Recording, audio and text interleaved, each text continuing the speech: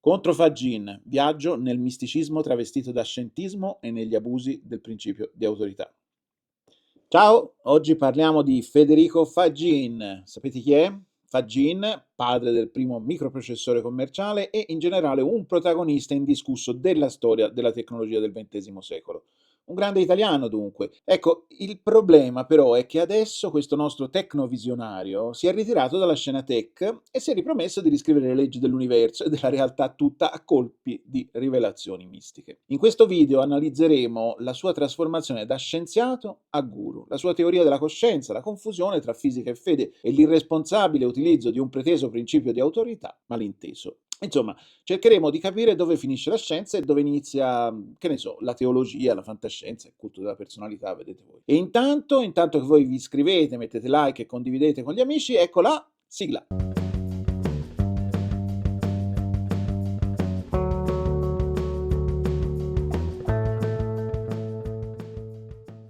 Federico Fagin, chi è stato e chi è? Dicevamo, Federico Fagin, Vicenza, classe 1941. Dopo la laurea in fisica all'Università di Padova si trasferisce negli Stati Uniti. È la fine degli anni 60, qui entra alla leggendaria Fairchild Semiconductor e successivamente alla neonata Intel, dove diventa la guida del team che svilupperà il primo microprocessore commerciale della storia, l'Intel 4004. È uno dei pochi casi in cui l'aggettivo rivoluzionario non è un'iperbole, è la rivoluzione del computer di larga commercializzazione. Dopo Intel, Fagin fonda la Zilog, dove dà vita al celebre Z80, uno dei chip più longevi e diffusi di sempre. In seguito sarà cofondatore di Synaptics, pioniera nei touchpad e nei touchscreen. Nel 2010 riceve la medaglia nazionale per la tecnologia dal presidente americano Obama.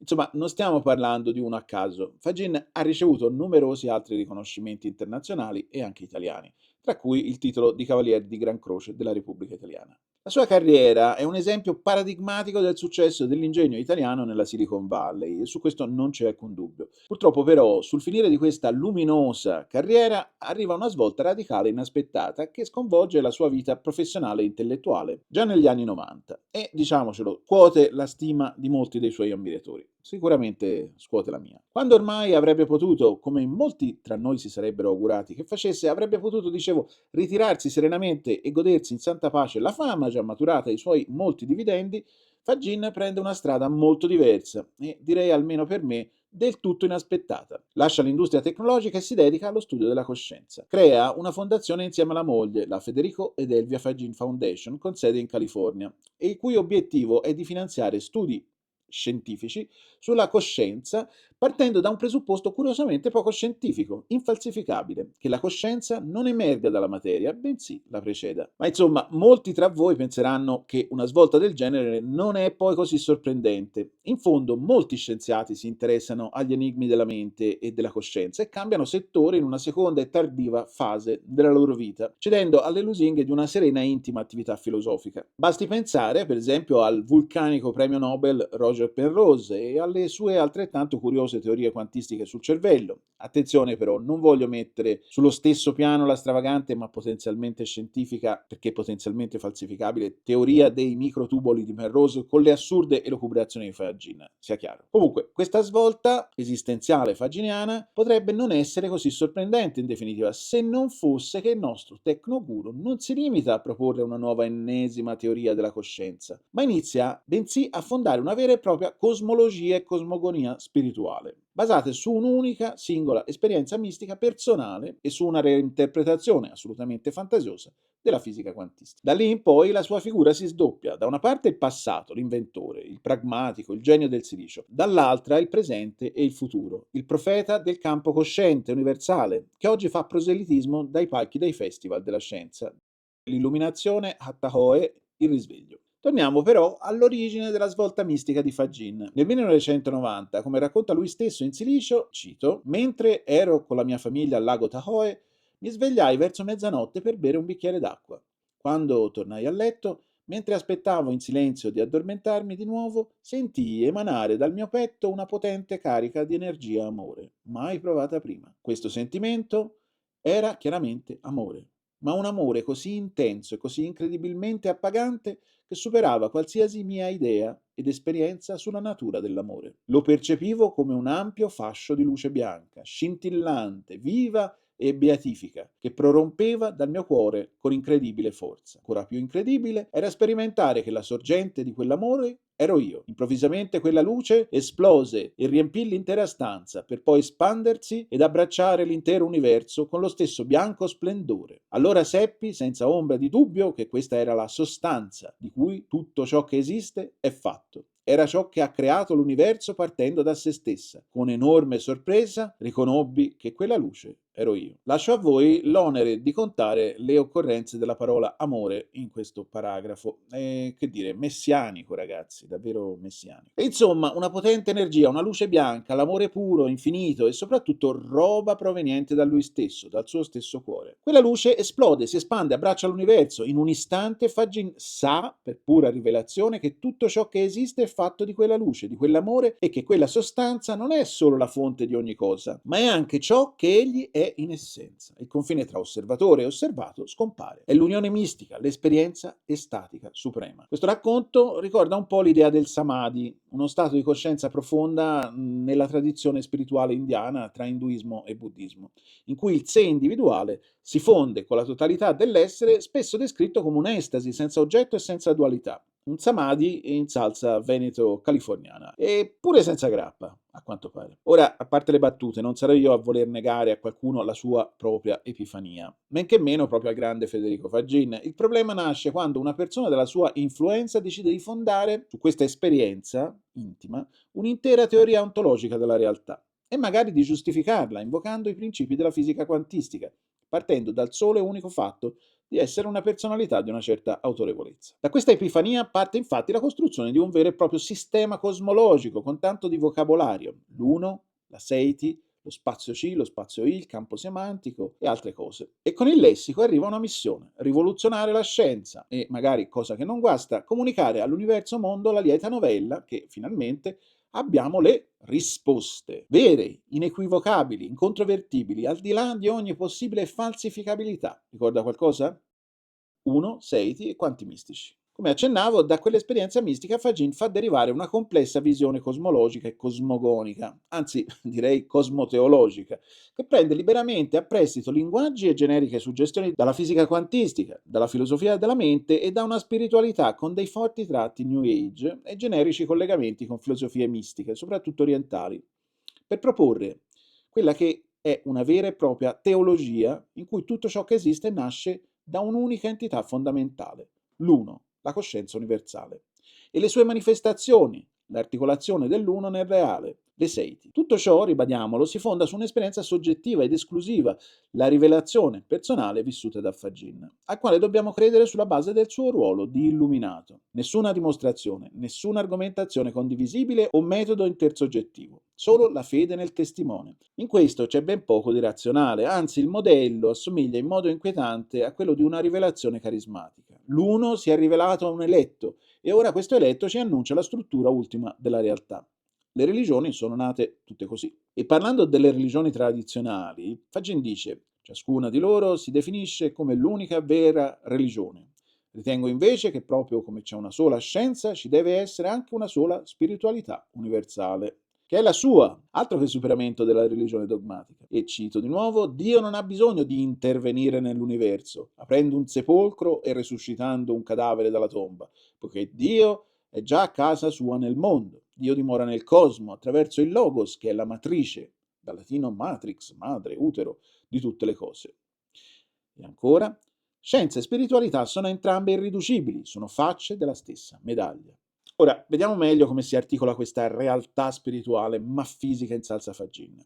Innanzitutto, nella realtà faginiana, la coscienza è la base e l'essenza di tutto, e questo è chiaro. Ci dice, e cito: la fisica si limita allo studio esclusivo della realtà oggettiva, con il presupposto diffuso che la soggettività sia un epifenomeno. Nousim permette alla scienza di andare oltre i limiti autoimposti dal bisogno di oggettività, bisogno che non riconosce che la natura della realtà è invece sia oggettiva sia soggettiva. Ecco, Qui è uscito fuori anche un nuovo termine, Nusim. Nusim è un neologismo coniato da Federico Faggin e indica la disciplina che dovrebbe unificare scienza e spiritualità in un unico paradigma epistemologico. Il termine deriva dalla fusione di nous, l'intelletto superiore, la mente divina o la coscienza nel senso più elevato, nella tradizione platonica, neoplatonica e anche cristiana, e sim come abbreviazione di sintesi o simmetria, ma anche come riferimento all'unione armonica tra dimensioni tradizionalmente separate. Nousim è, se capisco bene, una disciplina unificata in grado di spiegare insieme scienza e spiritualità e di portare la conoscenza umana a un nuovo livello di comprensione della realtà e che si fonda sull'assunto che la realtà sia composta di coscienza, informazione significativa e che l'esperienza soggettiva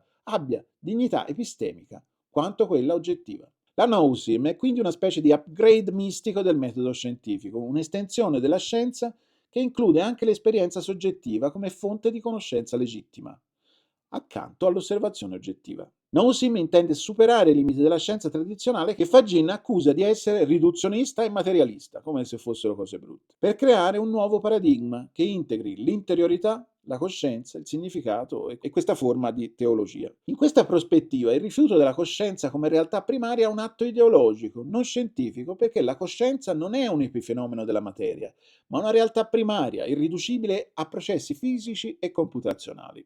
E qui hanno un ruolo importante i qualia, cioè le esperienze soggettive come definite da Thomas Nagel in What is it like to be a bug? Come è essere un pipistrello? E riprese da David Chalmers che ha reso centrale il concetto nella filosofia della mente contemporanea. I qualia quindi esistono realmente, non possono essere ridotti a simboli o informazioni codificate. Fagin dice, e cito, i qualia non sono né teoremi né algoritmi, sono portatori di significato. La coscienza infatti va oltre gli algoritmi perché essa ci permette anche di sapere che sappiamo e di sapere che non sappiamo. La coscienza è poi vista come assolutamente privata e non clonabile, il che in una visione della coscienza come entità quantistica riflette effettivamente la natura degli stati quantistici. Per queste caratteristiche condivise con i sistemi quantistici, la coscienza è quindi inaccessibile dall'esterno e questo la distingue da ogni simulazione artificiale pensabile. L'universo non è inoltre fatto di materia, ma di esperienza cosciente. La realtà non è dunque fatta di particelle o onde o quanti, ma di coscienza e significato. Cito, la materia è una creazione dei campi e rimane tale per il volere dei campi stessi. Quindi in questo senso la materia non esiste per conto proprio, ma per il volere collettivo dei suoi creatori, le seiti. La materia è il modo in cui la coscienza, la seiti, vive l'esperienza del mondo fisico attraverso i sensi e il corpo. E basta, insomma, la coscienza è tutto quanto e questo basti a tutti. Ed ecco quindi l'uno, il campo cosciente originario, un'entità assoluta e non divisibile, descritta come dinamica, olistica, in costante evoluzione e desiderosa di conoscersi. E come fa l'uno a conoscere se stesso? Paradossalmente suddividendosi, o forse si potrebbe dire manifestandosi, in miriadi di entità coscienti individuali, le cosiddette seiti, appunto. Ogni seiti è una specie di monade quantistica dotata di coscienza, libero arbitrio e capacità creativa. Il corpo umano è visto come un veicolo temporaneo, un'interfaccia attraverso cui la seiti può fare esperienza e apprendere. Il cervello in questa cornice è un elaboratore quantistico simbolico, incapace da solo di generare coscienza. Questa cosmologia implica una vera e propria antropogonia mistica, con, mi pare, forti analogie con la teologia neoplatonica e il monismo panteista, ma forse l'avevo già detto. La Seiti non è creata da Dio, ma è parte costitutiva dell'uno. Non c'è un creatore separato, ma una molteplicità di agenti coscienti che evolvono e interagiscono. La morte del corpo, in questa visione, non è la fine, è la reintegrazione della Seiti nell'uno e il suo passaggio a nuove forme esperienziali. In questa visione la coscienza personale non si dissolve, ma evolve. La Seiti mantiene una continuità identitaria, anche oltre la morte del corpo, pur riconfigurandosi in nuove forme esperienziali. Gli affetti umani, se vissuti come esperienze profonde e significative, contribuiscono alla crescita della Seiti e lasciano una traccia semantica permanente nello spazio C, lo spazio della coscienza. Essi non sono perduti, ma trascesi, diventano parte del patrimonio conoscitivo dell'uno. Gli animali, Fagin non esclude che anch'essi possiedano una forma di Seiti, anche se meno complessa e sviluppata rispetto a quella umana. Bontà sua. Ogni creatura senziente, secondo questa teoria, è un frammento dell'uno in cammino verso una maggiore consapevolezza. e dunque parte integrante del grande processo evolutivo della coscienza universale. È in questo contesto che emerge la distinzione tra spazio fisico, spazio F, spazio simbolico, spazio I, e spazio semantico, spazio C, un trittico quasi trinitario che funge da struttura ontologica dell'universo. Come spiega Fagin stesso, sempre in Resurrezione, e cito: 1. Lo spazio C è lo spazio semantico soggettivo della coscienza. È uno spazio e un tempo esperienziale extrafisico che contiene il mondo interiore di tutti gli enti coscienti. 2. Lo spazio I è lo spazio-tempo simbolico oggettivo che contiene l'informazione viva, in cui una parte del significato è stata tradotta dalle seiti per essere comunicata simbolicamente alle altre seiti. 3. Lo spazio F è il mondo fisico sperimentato nella coscienza della seiti, che crede di essere l'organismo vivente in cui è incarnata. La natura dello spazio F dipende quindi in maniera cruciale dalla specie di organismo vivente dai quali della seiti. Quello che Fagin propugna è un intero sistema cosmico-spirituale in cui la coscienza è il fondamento, l'informazione è il veicolo e l'universo è un processo conoscitivo partecipato. E tutto questo non è altro che bieco idealismo, diciamocelo. Comunque, non mi soffermerò qui a discutere sulla questione della realtà o valore ontologico dell'informazione, a cui ho previsto peraltro di dedicare molta attenzione nel prossimo futuro. Mi limito a osservare che Fagin cavalca senza riserve una dubbia tendenza della fisica contemporanea, quella di dare per accertata la realtà fisica, o nel suo caso forse metafisica, non so e non fa differenza, realtà, dicevo, dell'informazione, senza che a suffragio di questa idea pregiudiziale siano per adesso sorte delle evidenze sperimentali incontrovertibili. A questo punto non posso non far notare che Federico Fagin affronta anche esplicitamente la questione della falsificabilità della sua teoria della coscienza basata sulla Seiti, non potendo mancare di questo tocco di classe, dovendo comunque costruire una cosmoteologia pseudoscientifica da par suo. D'altra parte, ogni proposta autenticamente pseudoscientifica deve offrire almeno in linea di principio dei criteri di verificabilità o confutabilità.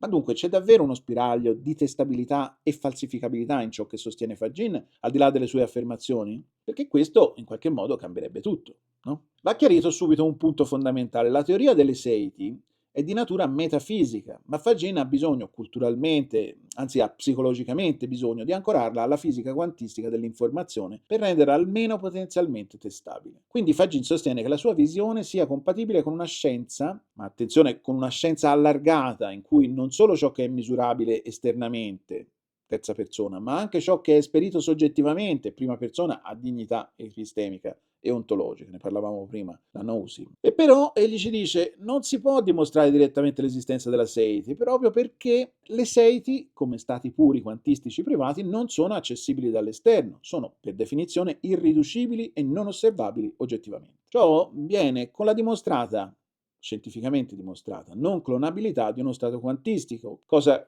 che ora qui non approfondiremo. La falsificabilità va allora furbescamente cercata altrove. Dove? Curiosamente nei limiti delle macchine, nei comportamenti e nelle previsioni sperimentali indirette derivanti dal fatto che lui sostiene che le macchine non possono essere coscienti.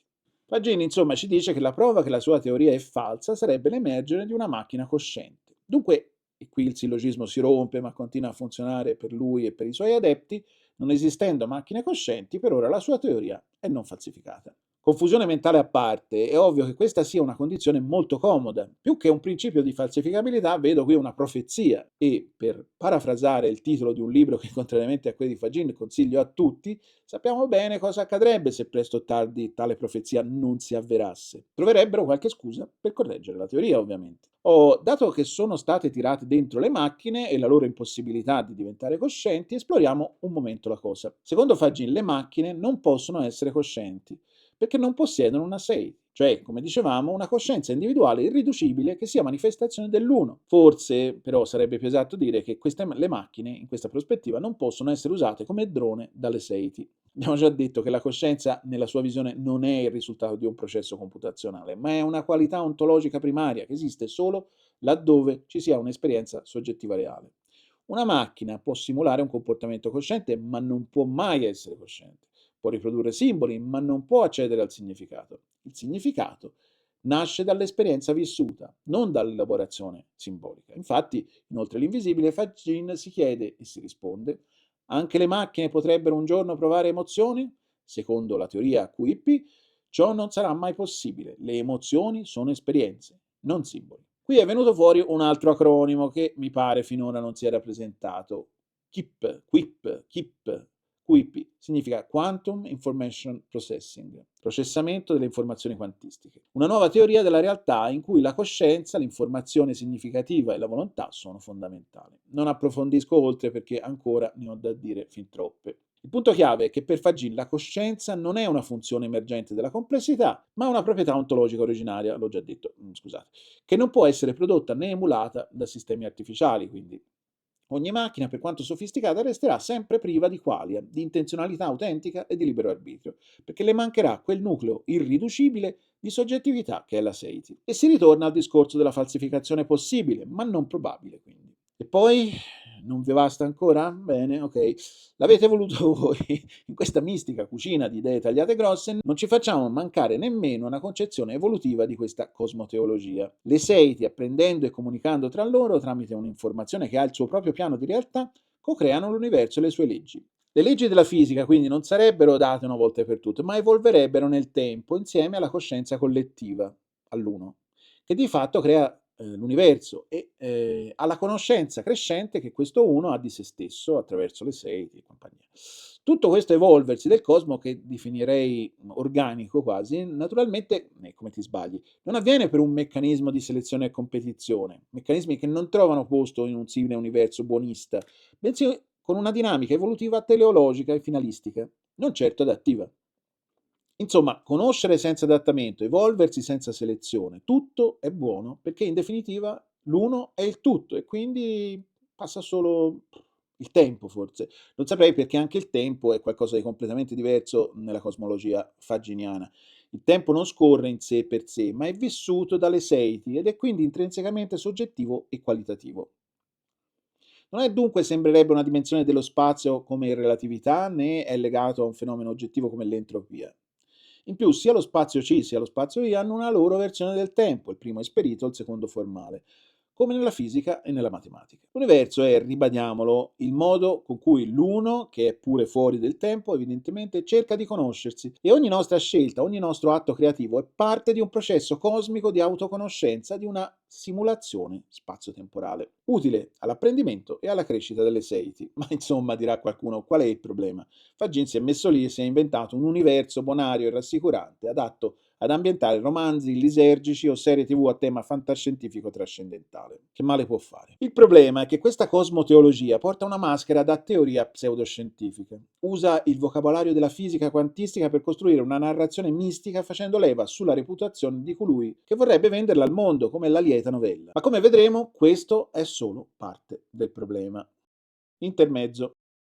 Mi viene in mente solo adesso che questa teoria faginiana pare quasi occhieggiare alla metafisica di Guerre Stellari. Pensate a quando Obi-Wan Kenobi spiega per la prima volta, in un'epoca in cui lo spiegone non era ancora di moda, la natura della forza. E cito: The Force is what gives a Jedi his power. It's an energy field created by all living things. It surrounds us and penetrates us. It binds the galaxy together.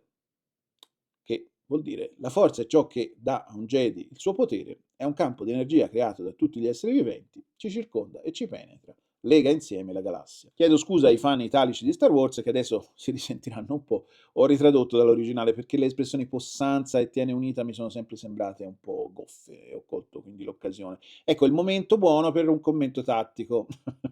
Scrivete magari che la forza sia con Fagin. Ma adesso torniamo a fare i seri, più o meno, se ci riesci, dai. Fisica quantistica, il prezzemolo della mistica moderna. Se c'è un'area della scienza che si presta a ogni genere di appropriazione culturale indebita, è senz'altro la meccanica quantistica. Il motivo è anche banale: il linguaggio controintuitivo e i fenomeni apparentemente magici che la caratterizzano, come la sovrapposizione di stati, l'entanglement, il principio di indeterminazione e quant'altro, soprattutto quando sono presentati su un piano divulgativo a persone del tutto ignare dei risvolti tecnici di questa teoria, lasciano sempre molte domande senza una vera risposta e si prestano facilmente a interpretazioni forzate dal magico al metafisico. È un territorio di confine dove il rigore scientifico deve combattere con l'analogia facile e il salto concettuale arbitrario. In questo senso Fagin non è né una novità né un'eccezione. Come altri prima di lui, utilizza concetti della fisica quantistica per sostenere affermazioni sulla coscienza, l'anima, la libertà, la volontà, l'amore cosmico e tutto quanto. Qui penso ovviamente a Fritjof Capra, che negli anni 70 azzardava parallelismi tra il Tao e i quanti, anche lui fisico, anche lui fulminato da un'illuminazione, se non ricordo male in riva al mare, nel suo caso. L'acqua c'entra sempre e Talete ne sarebbe felice. Cito dalla prefazione del famoso libro di Capra, appunto Il Tao della fisica. 5 anni fa ebbi una magnifica esperienza che mi avviò sulla strada che doveva condurmi a scrivere questo libro. In un pomeriggio di fine estate, seduto in riva all'oceano, osservavo il moto delle onde e sentivo il ritmo del mio respiro quando all'improvviso ebbi la consapevolezza che tutto intorno a me prendeva parte a una gigantesca danza cosmica. Essendo un fisico, sapevo che la sabbia, le rocce, l'acqua e l'aria che mi circondavano erano composte da molecole e da atomi in vibrazione e che questi a loro volta erano costituiti da particelle che interagivano tra loro creando e distruggendo altre particelle. Sapevo anche che l'atmosfera della Terra era continuamente bombardata da una pioggia di raggi cosmici, particelle di alta energia sottoposte a urti molteplici quando penetrano nell'atmosfera. Tutto questo mi era noto dalle mie ricerche nella fisica delle alte energie, ma fino a quel momento ne avevo avuto esperienza solo attraverso grafici, diagrammi e teorie matematiche. Sedendo su quella spiaggia, le mie esperienze precedenti presero vita. Vidi scendere dallo spazio esterno cascate di energia nelle quali si creavano e si distruggevano particelle con ritmi pulsanti. Vidi gli atomi degli elementi e quelli del mio corpo partecipare a questa danza cosmica di energia. Percepii il suo ritmo e ne sentii la musica. E in quel momento seppi che questa era la danza di Shiva, il dio dei danzatori, adorato dagli indù. Suona familiare?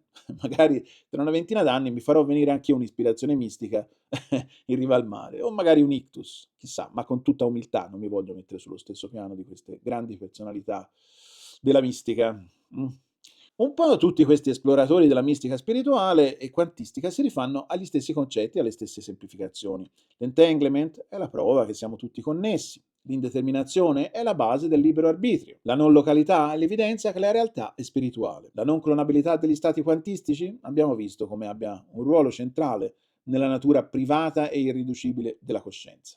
Purtroppo però, se nella meccanica quantistica questi fenomeni hanno significati matematici precisi e formalizzabili e nella realtà sono fatti sperimentali provati, nelle argomentazioni di Fagin diventano metafore sicuramente suggestive ma decisamente banali e usate forzatamente come espedienti narrativi per saltare dalla scienza alla spiritualità senza passare da nessun metodo. Il problema non è tanto epistemologico o ontologico, visto che queste visioni non aggiungono niente alla nostra conoscenza e all'essenza delle cose, ma piuttosto pedagogico e quindi culturale. Presentare questi concetti in forma mistica alimenta la presunzione discepolare di acquisire, attraverso le parole del maestro quantistico di turno, una comprensione della fisica e delle basi della realtà, quando ciò di cui le persone vengono in possesso non è altro che una piatta elencazione di aforismi, metafore e aneddoti, privi di ogni valore conoscitivo. Ed è proprio la totale assenza di rigore nella transizione dal linguaggio scientifico a narrazione spirituale a rendere questo tipo di operazione, se non ideologicamente pericolosa, quantomeno vergognosa, quando su di essa si fa pesare una propria malintesa e inesistente autorità.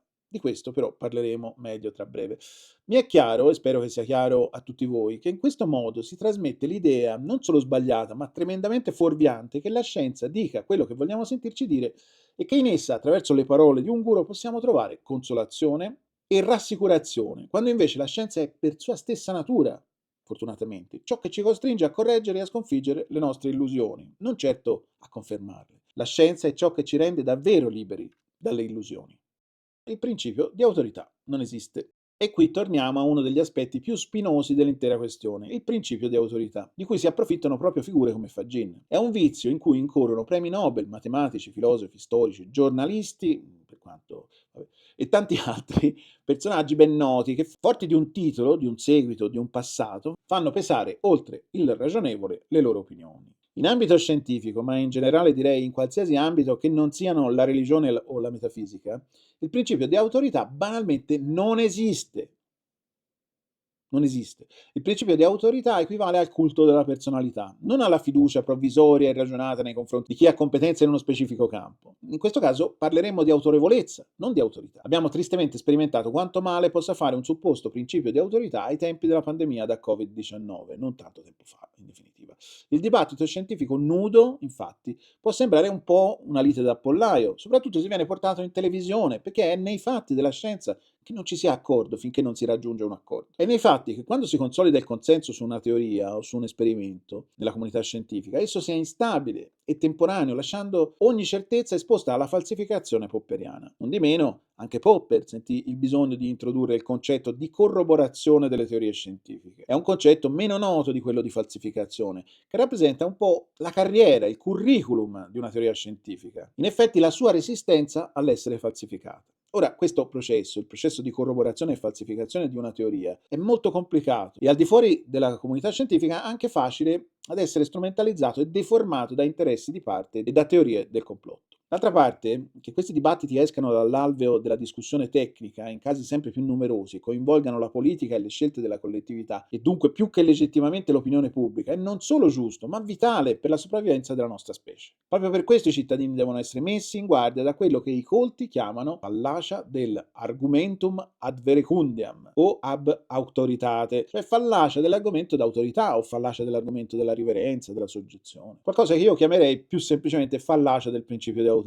per farci capire meglio da tutti. Ma chiamatelo un po' come vi pare. Questo è un atteggiamento intellettualmente servile ed è l'estremizzazione di un comportamento dettato altrimenti dal buonsenso, dare retta a chi ne sa di più. Però qui mi sto ingolfando in un argomento che tanto per cambiare merita un video a sé stante. Torniamo a Fagin, dato che chi deve capire ha già capito. Ciò che accade con il fenomeno Fagin è un'applicazione di questa fallacia. Il suo prestigio, assolutamente meritato nel campo dell'ingegneria elettronica, viene trasferito nel dominio della filosofia della mente, della metafisica e della cosmologia, con poco o nessuno sforzo argomentativo. Banalmente, il fatto che Fagin abbia progettato il primo microprocessore commerciale non lo rende in nessun modo più autorevole di altri sull'origine della coscienza, sulla struttura dell'universo o sull'ontologia dell'informazione, a meno che non porti argomentazioni e prove valide. Ma insomma, ci siamo capiti e io inizio anche a ripetermi. Evidentemente questo fatto evidente in molti ambienti, anche supposti colti, viene sistematicamente ignorato. Il retroterra tecnico di Fagin viene invocato come garanzia epistemica per giustificare affermazioni che, se provenissero da qualcuno meno autorevole, verrebbero accolte con scetticismo, se non da crasse risate. È un po' come il premio Nobel per la chimica che inizia a straparlare dei vaccini in contrasto con le evidenze portate dagli specialisti in virologia. Il suo parere a quel punto vale quanto il mio e quanto il vostro.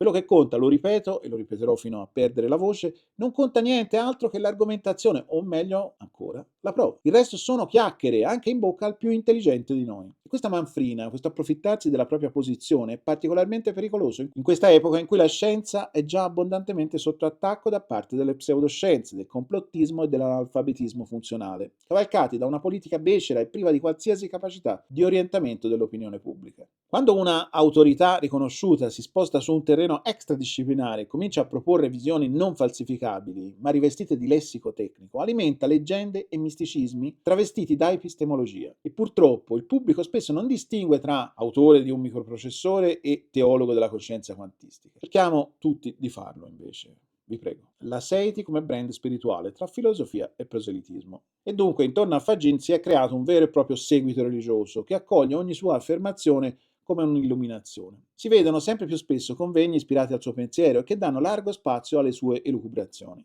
L'inventore del microprocessore è diventato un santone laico, autore di una nuova dottrina mistico-informazionale che si propaga con la forza di una rivelazione.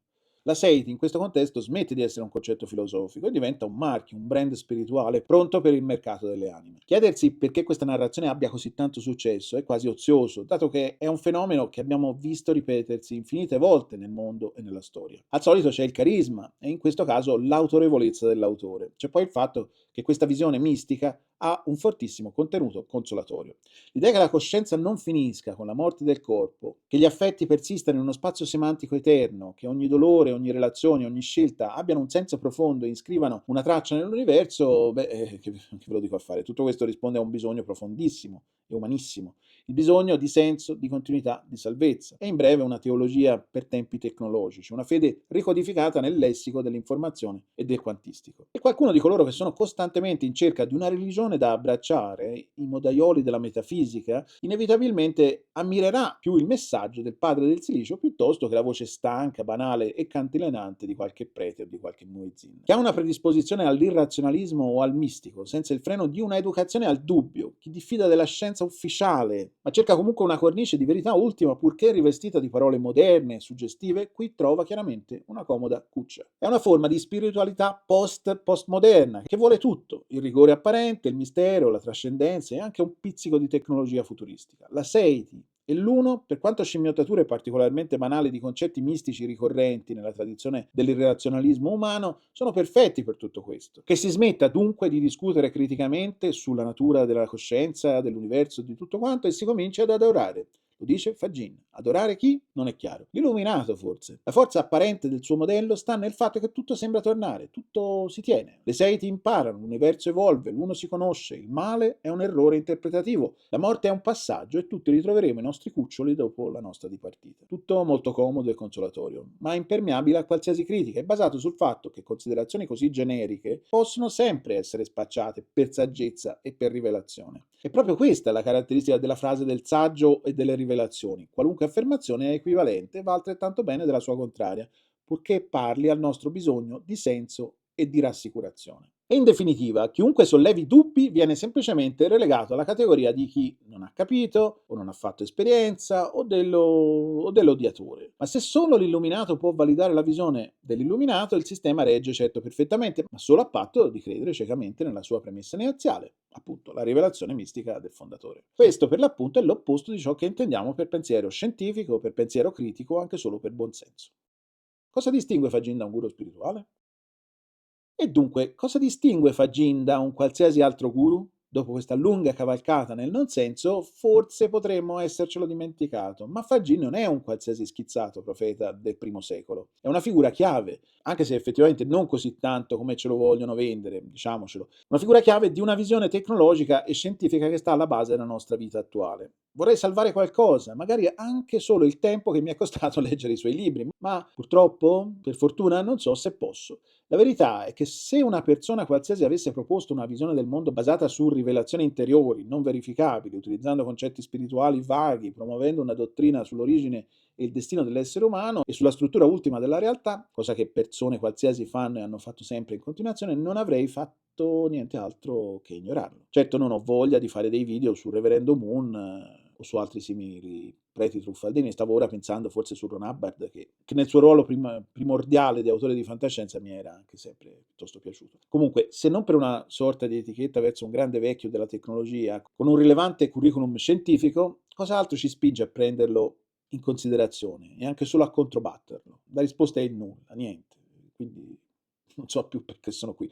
Certo, ancora Fagin non si presenta con vesti bianche talari, non recita mantra di fronte a folle osannanti, o almeno credo, e non propone corsi di risveglio spirituale a pagamento, almeno spero, ma propone una visione del mondo senza nessuna base razionale. Si tratta a tutti gli effetti di una visione spirituale completa, con una struttura teologica, antropologia implicita e cosmologia esplicita. L'unica differenza con religioni settarie vecchie e nuove sta nel linguaggio. Non è quello della tradizione religiosa, ma è preso dalla scienza post-digitale. Invece di angeli e paradisi abbiamo seiti e spazi semantici. Invece di Yahweh, Dio, Allah, Shiva e compagnia cantante abbiamo uno a caso. Questo è ciò che rende il fenomeno Fagin culturalmente interessante, ma anche ambiguo, una religione in incognito che si presenta con l'abito del razionalismo, ma si fonda su un'adesione emotiva e su esperienze interiori e soggettive, cioè non condivisibili né verificabili. Un pensiero che di fatto rifiuta i vincoli del metodo scientifico, ma che cerca disperatamente la sua legittimazione linguistica. È una spiritualità travestita da epistemologia, insomma. Quindi, per il rispetto che mi sento di portare alla canizie di Fagin, non voglio alzare i toni e fare delle accuse più specifiche, ma mi limito a invitare tutti a un sano scetticismo di fronte alle affermazioni di coloro che accampano, più o meno involontariamente, a questo punto voglio dire, una qualche autorità. Conclusioni, irrazionalità e quando la fisica diventa favola. E qui, andando spero verso la fine, vi rivelo una mia terribile sindrome, gravissima e incurabile. Non riesco a non leggere le opere di pensatori con cui non vorrei mai spezzare il pane. Lo devo confessare.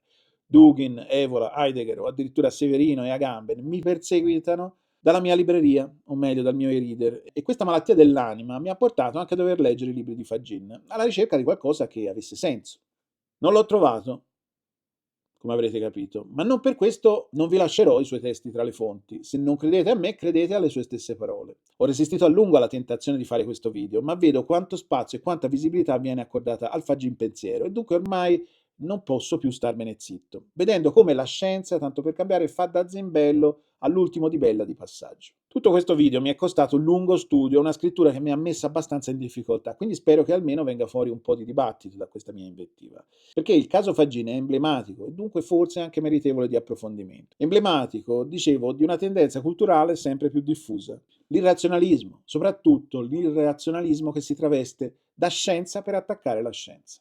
Una narrazione in cui il fascino del mistero prende il posto della verifica e dove si confonde il linguaggio scientifico con quello rivelato. È un segno, tra altri, della crisi più profonda del pensiero critico nella nostra epoca e per questo della crisi del sistema democratico. Qualcuno penserà che la cosa sia solo vagamente collegata e che mi ci voglia appiccicare per forza, ma non è così. La comunità scientifica è e si pasce di democrazia. Non esiste comunità scientifica senza libertà di critica e meccanismo di consenso, non esiste razionalità senza libertà e democrazia politica.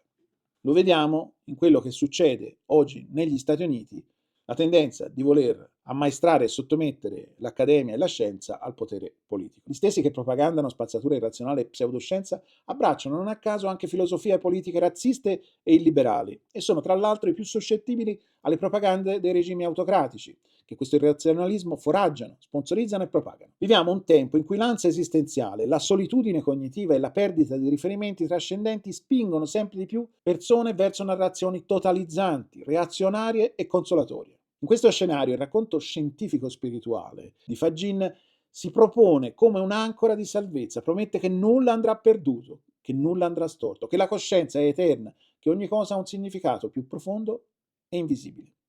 E lo fa con la patina di una scienza vaga e rimaneggiata, in contrasto con la scienza ufficiale, e dunque dotata di grande appeal per i complottisti di tutti i colori. Ma è proprio questo il punto critico, e l'ho già detto e mi sa che in questo video mi sono spesso ripetuto. Quando la scienza viene piegata a scopi consolatori, smette di essere uno strumento di indagine e diventa una nuova teologia. Come ogni teologia, rischia di diventare indiscutibile.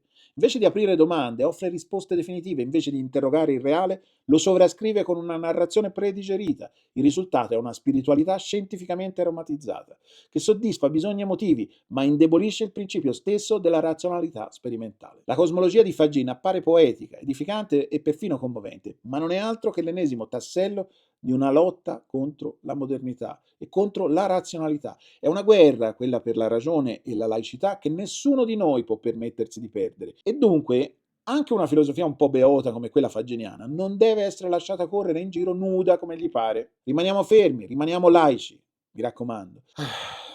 E con questo ho finito la mia troppo lunga filippica e quindi vi lascio ricordandovi di mettere like, di condividere, di iscrivervi e soprattutto di commentare. Io intanto vi saluto.